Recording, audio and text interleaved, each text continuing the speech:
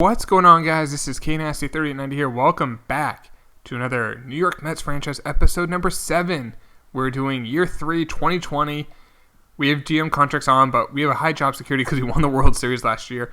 Last offseason was pretty much status quo.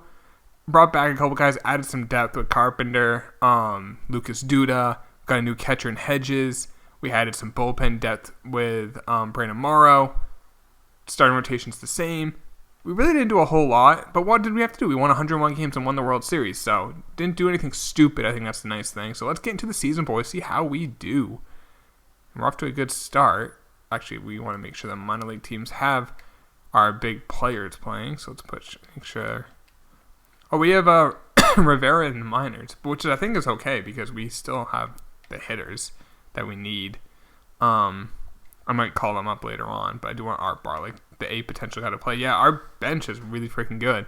Maybe, like I said, at the end of last episode, we might be susceptible to left-handed pitching, but we will cross that bridge when we get to it, which may be around the trade deadline. But we're off to a great start, 12-3.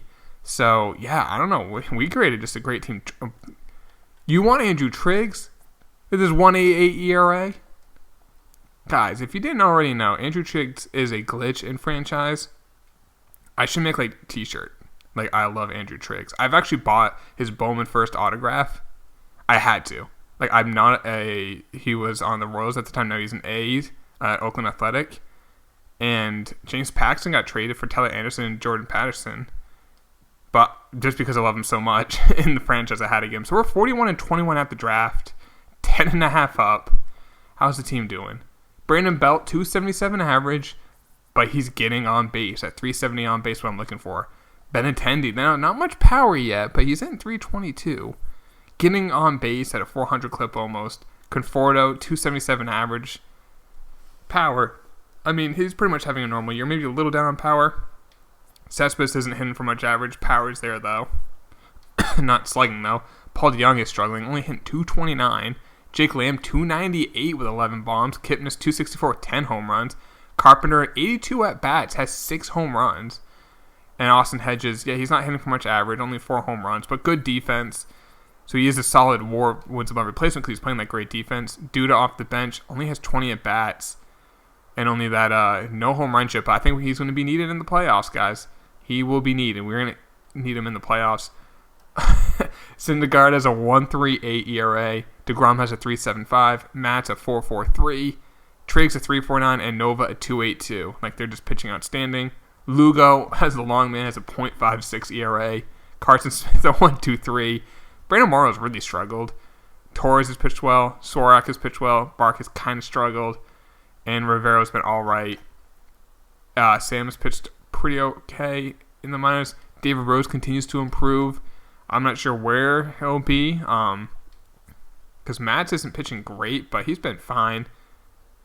We have the draft. Oh, well, we have the last pick in one of the last picks in the first round, so we're probably not going to have a high pick. Yep, 28th pick. No extra picks, so I mean, we'll see what we do. Maybe we can hit a home run, but it's going to be tough to have a great pick. Ooh, Fernando Leon though, great contact, great speed, good fielder. That's probably going to be the pick. This guy's probably not going to be good. Usually they're not when they're going to be ready soon. Yep, we're going to take him. Fernando Leon. We have outfield prospects, but whatever. I mean, just get the best player available and we can trade him. It's a nice thing about it. I never draft based off need. Unless we did the draft-only franchise, then we had to draft based off need. But also, should I bring that back? We haven't done it in a while. Should I bring it back, guys? We never won with that. Or we haven't won with it yet. Should we... I'm thinking about bringing it back. Try to finish it with the Reds. Let me know in the comments down below if we should do it or not. Might bring back some of the old ones too, just in general. Just for fun. I'll take a picture here. Even though there's 75 potential, take a chance with Dave Tate in the 3rd round. Alright, moving on to round number 4. I'll take a closer here. Rob Billingsley, excuse me, if I'm going to call him Bob. Same thing, Bob. Alright, round 5 now. And I'll probably take Gustavo Vasquez. Good speed, good fielder, solid contact. Another outfielder, but I mean, it's the 5th round. And here we are, last pick for us. And sure, we'll take Shinji Kojima. And how do we do? Pretty good. Leon has an 89 potential. I mean, the one last picks in the first round can run, and he's only 19. I'll take that. Dustin Sams, that wasn't a good pick, 76 potential. Dave Tate, 75 overall, and he has 85 potential. And look at his walks per 9, 79. He's going to be a stud. Dave Tate's going to be a stud, and he's only 20. Bob, 65 overall, 75 potential, nothing too crazy. Vasquez, nothing too crazy there. And then Shinji Kojima, he's only a 48 overall, but he has 84 potential. And one of the last picks in the draft, that's not good. That's not bad. Dave Tate, though, that 80, I like this. That walks per 9, I think next year he could be our number 5 starter if I wanted him to, and he could have like a 3.5 ERA. He's going to strike out maybe 10 guys the whole year, but a 3.5 ERA. Pitching, man. All right, let's continue the season. White Sox interested in a trade. Sam Carlson. He's not a high prospect, but he's a prospect for us. Jeffrey Marte. I mean, we have a guy like Marte and Duda, so I'm going to decline this.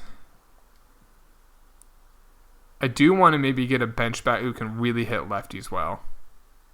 That way we can, like a super utility guy who can hit lefties. If there's that player exists, I would love to find it so we can use him in the playoffs in case we go against some nasty lefties. So let's go up to the trade deadline because right now we're rolling. We're 61-34. Art Barlick for Tyson Ross. No, we really don't need Tyson Ross. And Barlick is an A potential first baseman. He's a big project, but he is an A potential. And we are, okay, let's see, we're doing really well. We just had a little bit of a rough stretch, but we are winning the division by 9.5. I thought it'd be higher, to be perfectly honest. But the Nationals are winning the wild card, so we are the number 8 team in baseball. Belt is now hitting over 300, same with Benintendi. So yeah, let's go see if we can find a guy. Maybe how's Matt Carpenter doing this year? 255, 6 home runs. See if we can find a guy who can hit lefties. Whit Merrifield can hit left. Oh, he would be perfect. He might cost a lot, though. I probably don't want to give... For what he's going to cost, I don't think it's worth it. Juan Soto's out there. Why would they trade Juan Soto? I would love to get my hands on him. I just don't know if we can.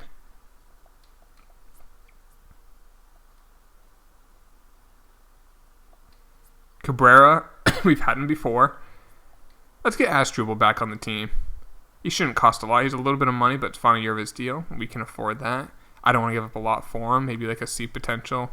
Yeah, it's going to almost get the deal done. And then just another guy. Probably another C potential. Like this Castro guy. Almost. Tebow? Nope. Borenstein? There we go.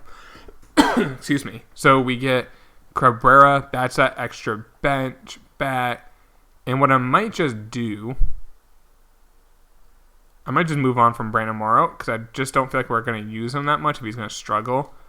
So let's see if we can get like let's see if we can get a prospect for him. Oh, there was an A there. We'll come back to that from the Padres. We know that's out there.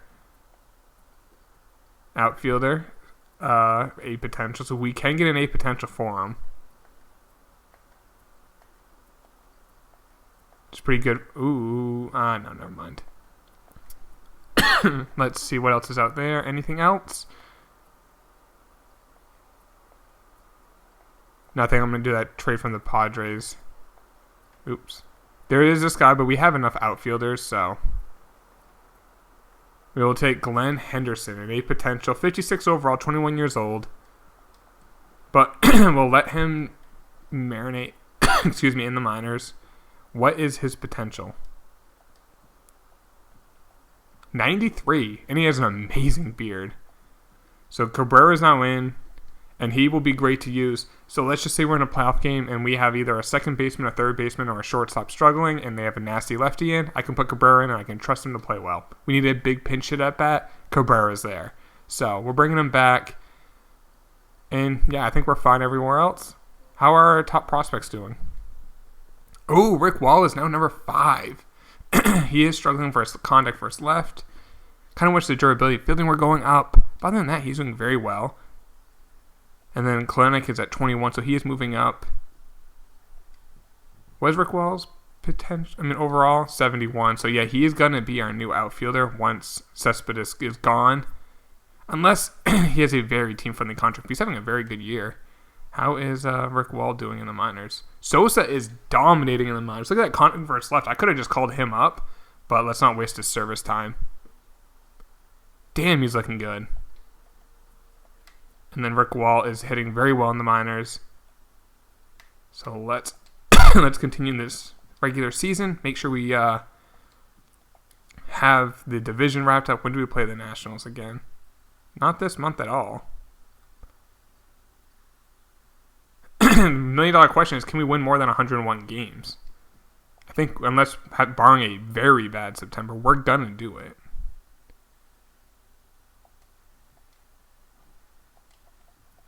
Yeah, we already won the division. Can we win 102 games? Nope. 101 again. 101 and 61. Won the division. Excuse me. Let's take a look at the lineup. Brandon Belt, 274 average. Got on base at 367 clip. 22 bombs, not too bad. I'm okay with that. Andrew Benintendi, 321. The power was down, but the average was up. His potential's going down. 198 hits. His wins above replacement was 7.4. Conforto, 320, 32 home runs. That was more like a 2018 year for him. And his potential is going up. An 8-WAR season. That's great. Cespedes only hit 242, did hit 27 bombs. Paul DeJong hit 31 home runs, a 240 average. Jake Lamb, 23 home runs, 270 average. Kipnis still hit 291, 25 home runs. I'm not sure if we're going to... maybe Sosa? This dude is going to... he can't play third. Oh, wrong guy. He can't play third. He can play short. Because this guy I like a lot. Anyway, Carpenter's a DH. 200 at-bats, 8 home runs. Hedges, 211, 18 home runs. With his defense, that's probably like a 4-WAR season. 3.6. I'll take that. There's our bench. Pitching, Syndergaard probably got Cy Young. DeGrom did struggle a little bit. Matz did struggle. Triggs was great. Nova was great. Lugo was great. Carson Smith was good. Torres was great. Swarzak was great. Bark did struggle. Rivera was good. Let's take a look at awards. We probably got Cy Young for sure. Yep, Syndergaard got Cy Young. DeGrom got it last year. Syndergaard got it this year. Benintendi got the batting title. Any other awards? Gold Glove went to Triggs. Benintendi. Any other awards? Conforto got Silver Slugger.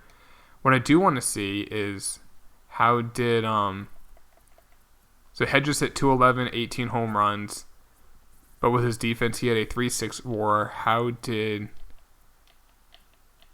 Blake Swihart do? 240, 9 home runs. Wins above replacement was 1.8, so I think we got the better player out of it. So I think that was a good trade for us. The next episode will be the playoffs. We had the number 1 record in the National League. But must be tiebreakers. We actually had the best record in baseball. Not too bad, guys. Best record in baseball for the Mets. I think our job security is going to be very high. Hopefully we can go back to back. That'll be the next episode. I'll talk to you then, boys. Take it easy. Peace.